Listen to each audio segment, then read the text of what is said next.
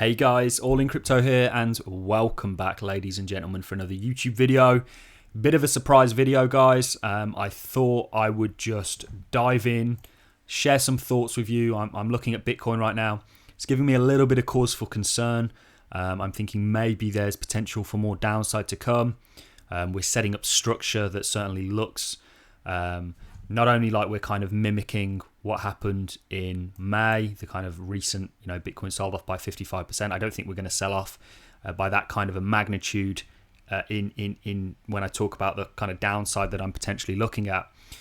But I am somewhat anticipating more downside, and this video is really to prepare you for that. It doesn't have to happen. Structure can always invalidate.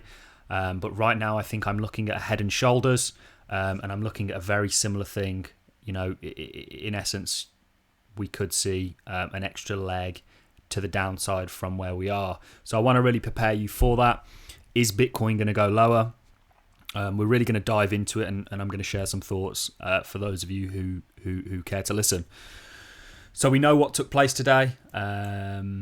Essentially, we covered it in a lot more detail on the earlier video that I put out. Evergrande, which is one of the biggest Chinese property development companies, essentially have failed to service their debt. This has caused a bit of a liquidity crisis in China as people are trying to pull their value out. This has caused a sell-off for the financial markets as a whole, because the global system that we're in is so leveraged and so domino-like in its effect.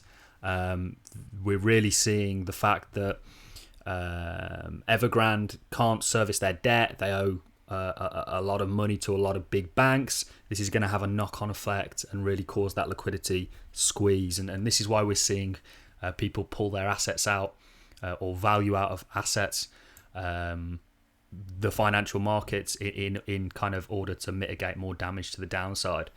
So this, of course, had an effect on the cryptocurrency space. But what this has done is it's really set up structure for Bitcoin. And I'll tell you straight off the bat, what you could have here is a potential head and shoulders with the possibility of more downside. And I'll actually give you a target for the downside. We'll take this neckline, we'll take the target, and we'll add it to where a potential break could come. And one main thing as well, guys, before I go on with any more of this video, let me just tell you where I believe we're at as a space. I believe cryptocurrencies are going to change the world in a big way. I think prior to this, the technological revolution that we had was the internet, and the stocks that we saw come out of the internet are some of the biggest companies in the world today. I think cryptocurrencies are following a similar blueprint. We have blockchain, which is this kind of technological revolution that the world is going to harness, and the cryptocurrencies that are most prominent and successful out of that are here to stay, and they're going to impact the world in a massive way. So I'm extremely bullish on the crypto space. I'm extremely bullish on Bitcoin. Satoshi's vision was a real one, the idea of a decentralized currency. I spend a lot of time looking into the creation of money, and it just leaves me with an absolute rotten taste in my mouth. And I think something like Bitcoin is very much needed in order for individuals to have sovereignty in a big way. So I'm exceptionally bullish on crypto. I look at our market cap of not even $2 trillion, and I believe we're going to get to the tens and into the future potentially hundreds of trillions in an inflationary dollar environment or an inflationary fiat currency environment. I think this is very, very possible. I don't think the hundreds of trillions are going to happen this year. I think that's well into the future. I think we could see the tens of trillions in a very short period of time, a year or so. But what this video is really about is just telling you guys what I'm looking at, preparing you potentially for what may unfold. It's a little bit too early to tell right now. I'm personally not opening any long position. I'm not opening any short positions. All the cryptocurrency that I own, that I hodl, I've not sold any. It's all still staying where it is, and I'm going to continue to hodl because I believe in this revolution. And I believe in what I'm investing. I've done enough due diligence in projects like CARDANO, ETHEREUM, and a wide number of other cryptocurrencies out there to really have a solid belief and understand that this is just a pullback within a bull market. But what I'm really looking at, like I say, is this potential head and shoulders. And And it's very, very similar. In fact, what I'll do for you very quickly is I'll overlay this bar pattern for you, just to show you just how similar the kind of many people calling this for Wyckoff distribution, which is where your composite man, the big institutions, i.e., are essentially taking profits. They're not doing it all at once because they don't want to dump the markets and take less of a profit. They're kind of distributing their assets, selling out in a controlled and manipulated way. So what I really want to do, guys, is take this schematic over here and overlay it on the one where we're currently at, and we'll zoom in to give you a little bit more clarity. So this, of course, is what led up to the May sell-off, and this is where we are today, ladies and gents. And I can see a lot of similarities in this. Of course, it's not perfect. They don't have to be. I'm not necessarily calling for a Wyckoff distribution. I think what happened today, and like I say, we covered it in a lot more detail in the earlier video that I put out. That is one thing that gives me hope that this isn't going to play out in a similar way. But I do think that this sell-off here could be the precursor for a lower Bitcoin price. And of course, if Bitcoin goes lower, the rest of the market will follow suit. Doesn't have to happen. Just because this structure's played out before doesn't mean it has to play out again. Just because we have technically a head and shoulders doesn't mean it has to play out. But what I'm doing in this video is alerting people to the fact that potentially, and nobody is more bullish on crypto than me, guys. Let me make that clear. But potentially short term, there's a little bit of downside that I think may come if these things play out. And I really want to alert people to that. So these structures are very similar. Coincidentally similar. There's absolutely manipulation at play in these markets. There's manipulation at play in every single market. It's human nature to manipulate things. We know that. But this head and shoulders that potentially is forming is what is really... and people say, oh, well, you can't have a double head. You absolutely can. We've seen it play out many times. You've got this left shoulder, head, and you've got your right shoulder, and we've actually sold off into the right shoulder, really completing it. I'll draw a horizontal line from a rough neckline. By the way, guys, this is not exact. I will do a more exact video if we do sell off. I'll do a bit of a post-mortem.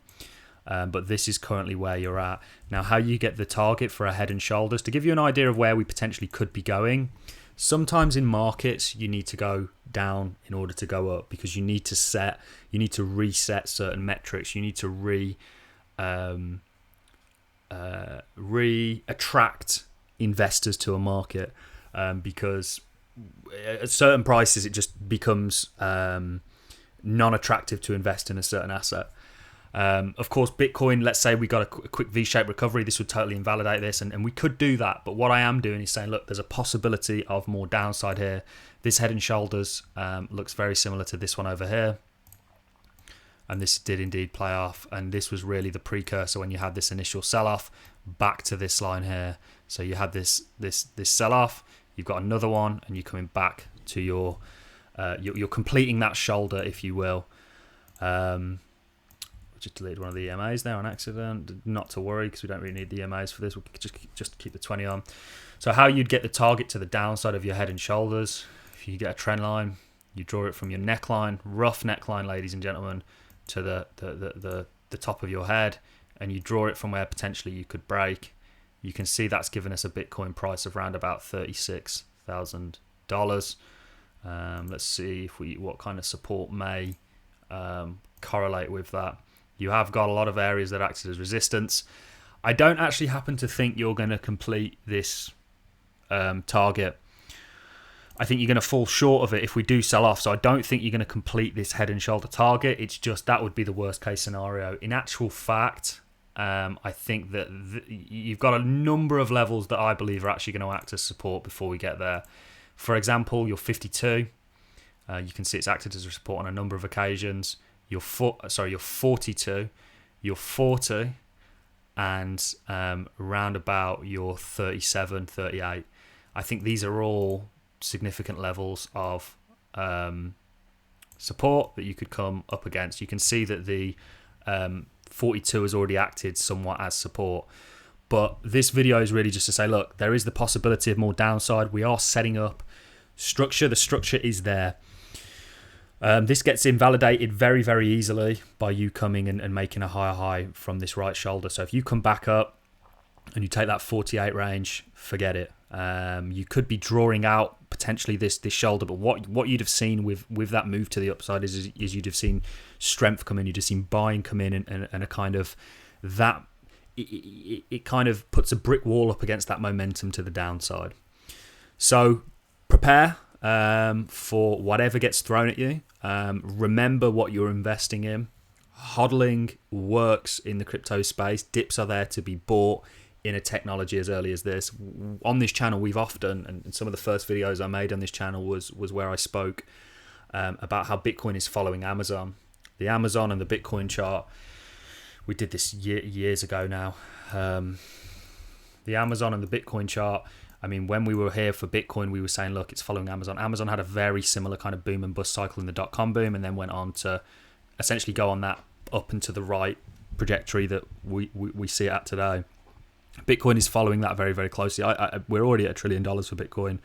I think this is going to continue to grow. I actually think altcoins are going to grow at a faster rate in terms of percentages. I love Bitcoin. I love what it's all about, but I do happen to believe that altcoins are superior in a plethora of ways. I'm certainly not a Bitcoin maxi. I'm not an Ethereum maxi. I love Cardano. I love other projects like POLKADOT, but I'm not any one blockchain maximalist. I'm a blockchain maximalist. I think this technology is going to do wonders for the world, and I'm already seeing the implementations of that. And I am extremely bullish, but short term, there is the possibility of more downside. It's not really to be worried about. For me personally, my HODL pot, I am not selling in anticipation of this. Believe me, I've been in crypto for long enough to know that timing these markets is a dangerous game to play. For the vast majority of you, I trade with about 5% of my overall net worth in crypto.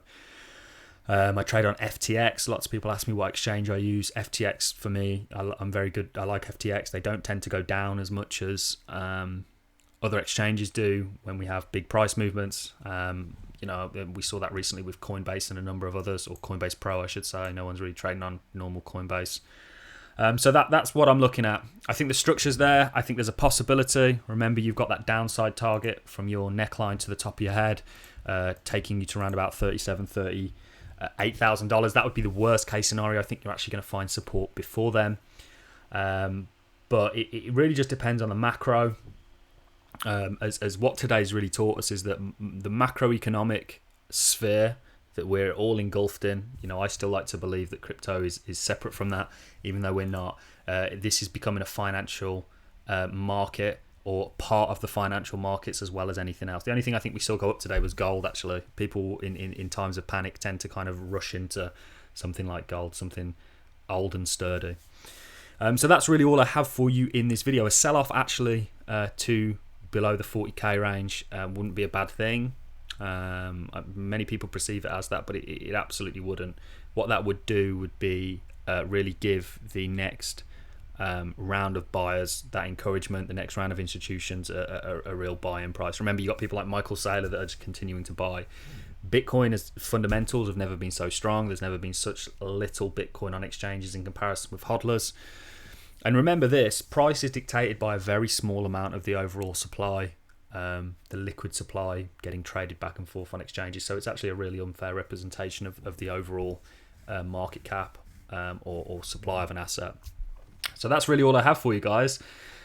I'm not worried in the slightest. I'm going to hodl through this in the same way that I initially got into Bitcoin and crypto in 2017, and I've hodled all the way through today.